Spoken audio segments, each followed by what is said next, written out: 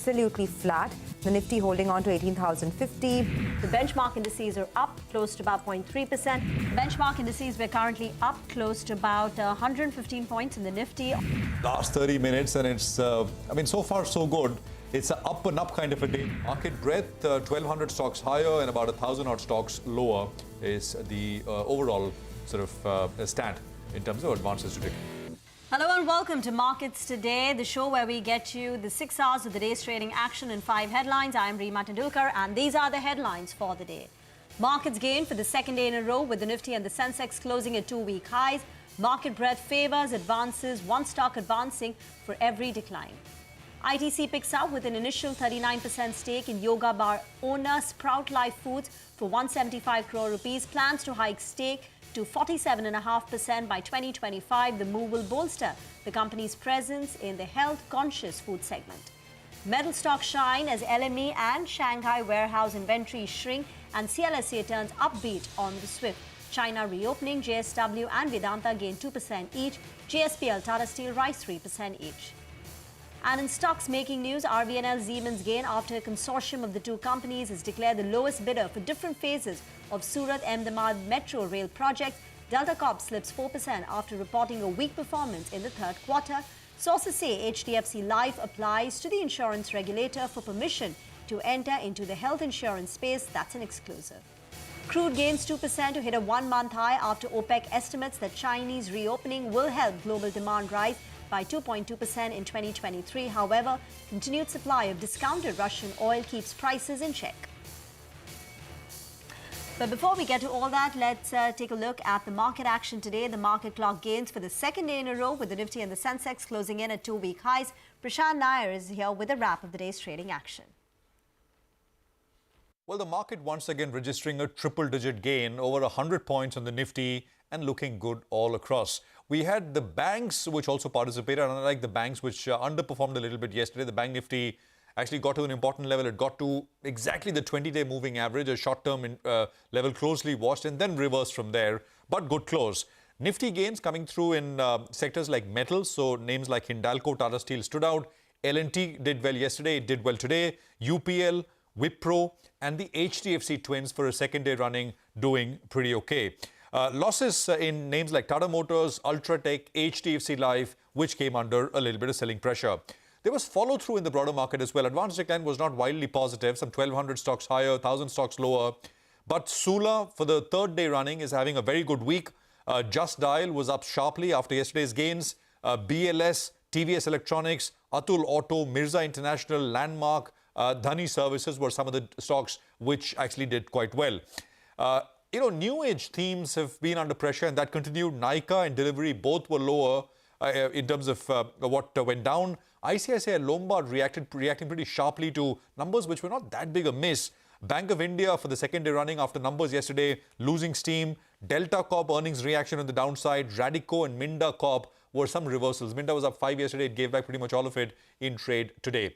The market is at an interesting juncture. It conquered the 20-day moving average yesterday, the Nifty that is. The Bank Nifty is almost at the 20-day, touched that and then pulled back a little bit. The question is, can we add a couple of 100 points quickly from here if global markets remain supportive? They have been supporting. The Nasdaq has gone up for 7 straight sessions. The S&P was down only a little bit yesterday. I think provided global cues remain supportive, the dollar is well behaved, I think there may be a little bit more to go.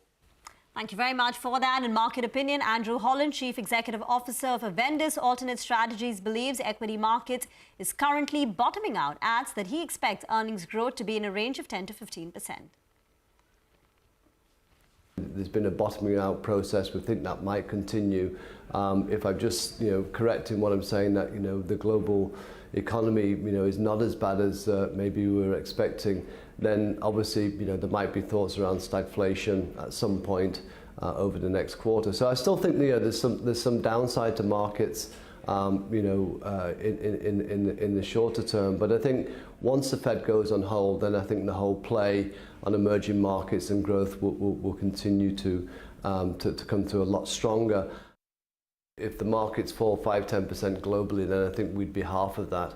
I think the resilience is still there. So unless there's any shocks in the budget, which we're not expecting, then we'll continue to grind higher over a longer period. And I think, you know, if I was to think of where Nifty might be in terms of from where we are today, if it follows in line with earnings growth, which we're expecting anywhere between 10 to 15% growth, then I think that's probably where we'll end up by the end of the year. Moving on to some opinion on the global markets, Richard Harris, Chief Executive Officer at Port Shelter Investment Management, says Japan's yen has collapsed in the last 12 months and any irrational economic policies will impact economies. Listen in. Japan has had almost a life cycle collapse in its currency over the past 12 months or so. So I think, yes, we are going to see a change of policy. We are going to see things come to fruition, I think, in terms of that. And it just fits in with what's happening in the rest of the world, which is that interest rates are going up. If you bring in economic policies that do seem irrational in the light of the environment, then you're going to get hurt for it. And I think that's what we really saw in Japan. Now, it does have some global implications. Well, rather than maybe increase interest rates, they are looking at putting liquidity into the market. You know, they obviously want banks that have reserves. Let's get to the second headline now. FMCG major ITC has expanded its health food portfolio with the acquisition of a 39.4% stake in Yoga Bar for 175 crore rupees. ITC will raise its stake in the company to 47.5% by March 2025 and later completely acquire the company on the basis of a predefined valuation criteria. Manglam is standing by with the fine print on this deal. Manglam? That's right. ITC was in focus in today's trading session. That's as the company has announced its intention to acquire 100% of Yoga Bar's owner Sprout Life in the next 3 to 4 years, but immediately they will go ahead and acquire almost 40% of the company at a valuation of for about 175 crores at a valuation a little over 445 odd crores. Importantly, you know, they will also infuse another 80 crores in the near future, and that will take their overall stake up to close to 47 odd %. And then, basis their internal valuation matrices and milestones, they will go ahead and acquire the overall 100% for the company. The reason why the stock ended mildly in the green is because it's a large market opportunity. 45,000 crores is the addressable market. Secondly, you know, Yoga Bar does have margins, gross margins of anywhere between 40 to 50%, which ITC can scale it up because they have about 68 crores in terms of FY22 revenues. The company said to us that they will do about 100 crores in FY23, and while they're EBITDA loss making, ex marketing spends, they are EBITDA positive making, and that's where ITC's scale as well as leverage benefits with regards to distribution will come in. I mean, case in point, Yoga Bar's current offline reach is 6,000 stores, whereas ITC's offline reach is over 4 million stores. So, you know, if they scale it up, that is something that the street will like, because, you know, if you just take a look at it from a trailing revenue basis, 6.5 times FY22 sales would make it an expensive acquisition as compared to the recent ones done, say Tata Consumer buying Soulful for about 4 times. But then again, scalability that ITC will provide will be extremely crucial to watch out for in this deal, and that is something that the street is hopeful for, and which is why the stock ended mildly in the green today.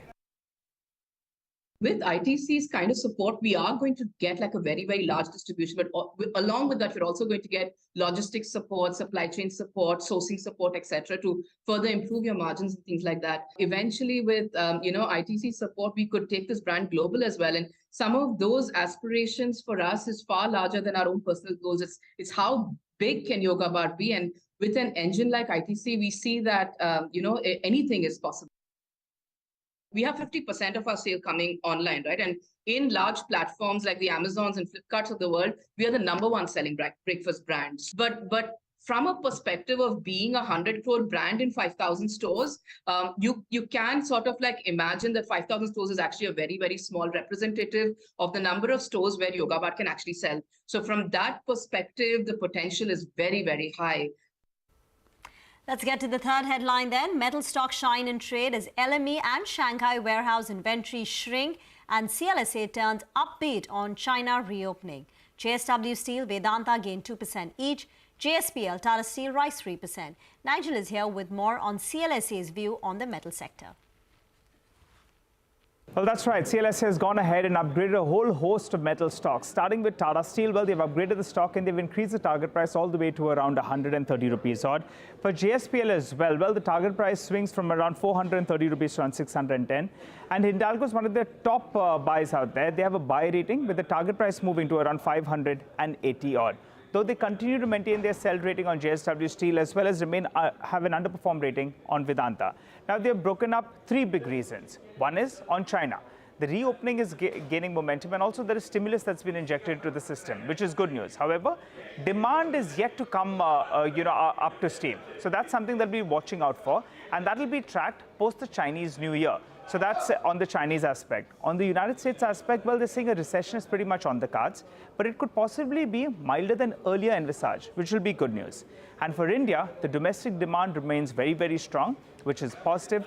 They also go on to state that now the Indian players, well, they're adding capacity, so exports become a crucial part as well. Put all this together, well, CLSA, they have upgraded a whole host of metal stocks. Back to you. Thank you very much for that. Get into a break, but stay tuned. We'll be back in a jiffy with the other headlines.